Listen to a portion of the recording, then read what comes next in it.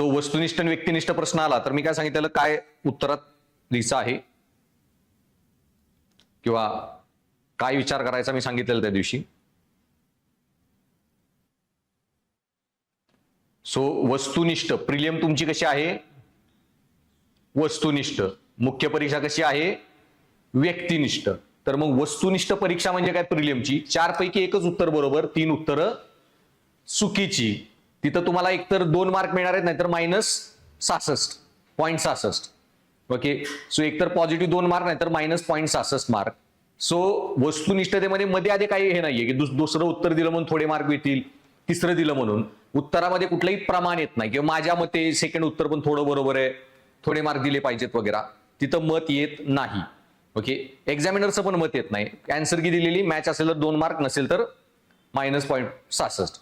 तसं वस्तुनिष्ठ व्यक्तिनिष्ठतेमध्ये तुमची मतं येतात. मग व्यक्तिनिष्ठ नैतिकता म्हणजे काय, सो व्यक्तिनिष्ठ नैतिकतेमध्ये तुमचं हे जे येतं मेन्सची एक्झाम. आता मेन्सच्या एक्झाम मध्ये काय आहे, कुठलं एक फिक्स्ड आन्सर नाहीये. तुम्हाला 1 ते 15 मार्क कुठलेही मिळू शकतात. मग आता 1 पण मिळतील, 2 पण मिळतील, नाहीतर 15 पण मिळतील, 7, 8, 10.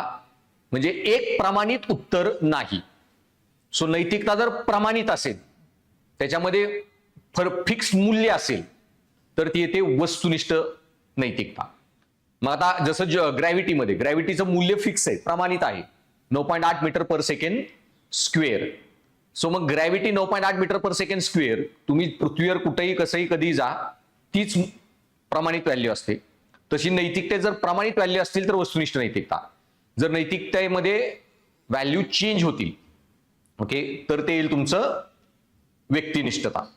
मग प्रमाणित म्हणजे कसं वस्तुनिष्ठतेमध्ये की 9.8 मीटर पर सेकंड स्क्वेअर, तसं खरंच बोला, खोटं बोलायचंच नाही, छोटं मोठं काही घेणं देणं नाही. ओके. फक्तच खरं बोला, खोटं कधीच बोलू नका. वस्तुनिष्ठ नैतिकता. व्यक्तिनिष्ठ म्हणजे काय, लहान सहान खोटं चालेल, मोठं खोटं बोलू नका. ओके. म्हणजे तुम्ही प्रमाण आणताय त्याच्यामध्ये, तर ते झाली व्यक्तिनिष्ठता.